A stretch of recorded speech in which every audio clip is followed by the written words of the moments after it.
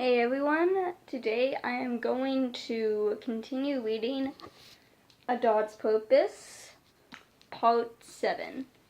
And I'm actually going to make my phone face this way so you can see me a little bit more better. And as you can tell, I'm wearing a shirt that says, Music Equals Life. I know it's huge on me, but it was the only thing I could find at Hot Topic that I thought was really cool.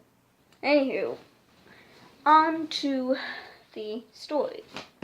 So I got a lot of books on my bed. Ugh. Okay, let's get going. Yorkshire turns week or so, he said one time, looking in at the dogs in the cage to our right. He stopped in front of our pen and peered inside. Golden retrievers, probably 3 weeks yet, and got a Dalmatian ready to pop any day. I decided my time in the yard had prepared me to dominate the puppies in my family, and was irritated they didn't feel the same way. I maneuvered to grab one the way top dog had grabbed Brody, and then 2 or 3 of my siblings would jump on top of me, not understanding the point of the whole thing at all. By the time I fought them off, the original target of my actions would be off wrestling with someone else, as if it were all some kind of game. When I tried to mimic a menacing growl, though I sounded ridiculous, non-threatening, my brothers and sisters joyously growled back.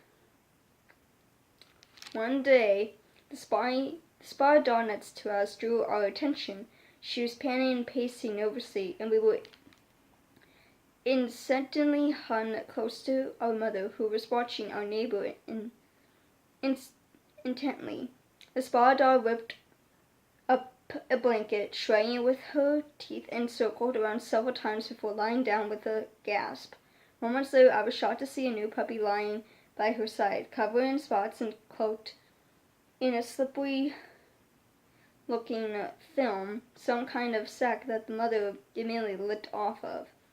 Her tongue pushed the little puppy over, and after a minute, it groggily crawled towards mother's teats,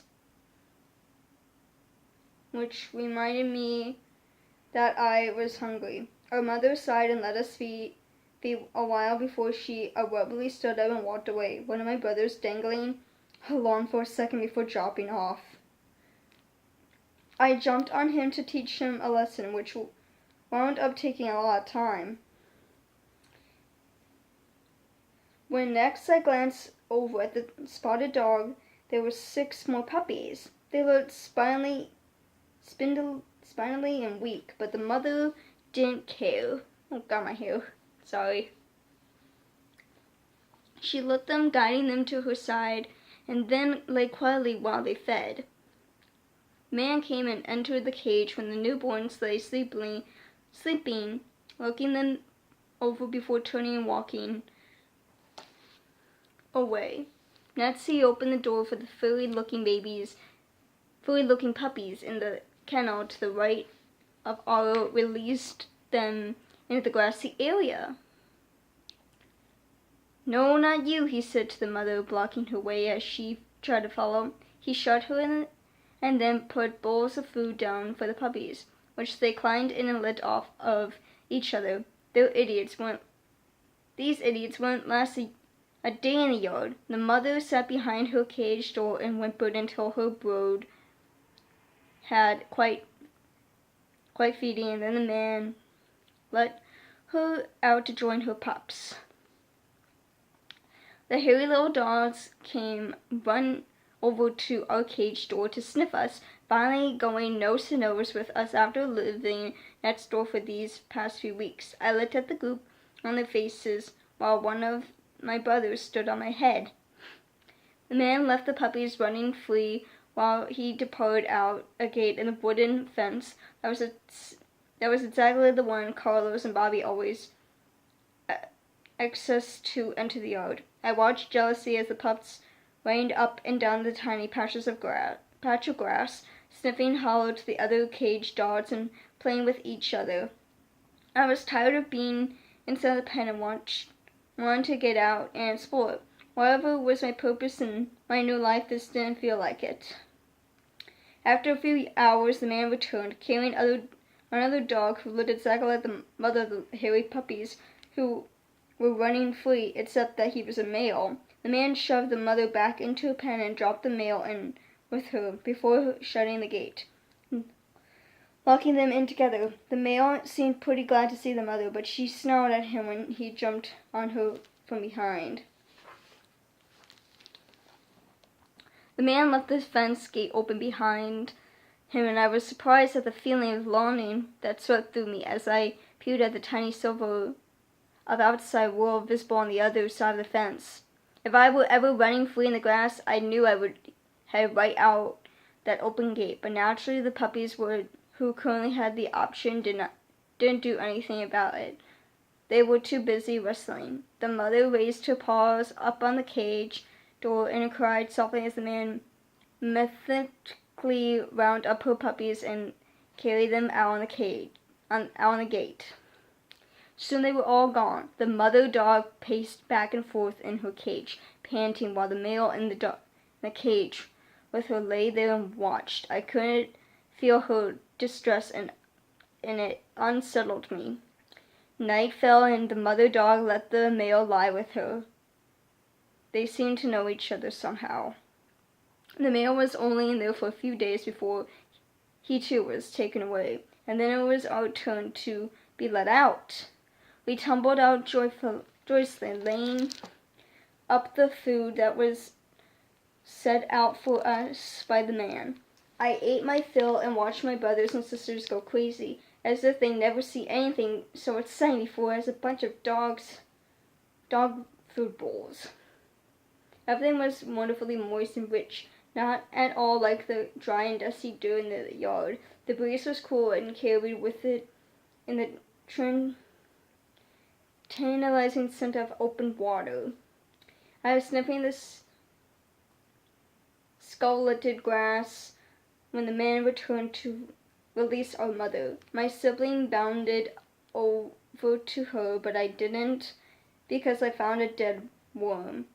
Then the man left, and that's when I started thinking about the gate. There was something wrong with this man. He didn't call me Tabby. He didn't even talk to us. I thought of my mother, and my first mother, the very last time I saw her escaping the yard because she couldn't live with humans, not even with someone as loving as Samira. But the man didn't love us at all.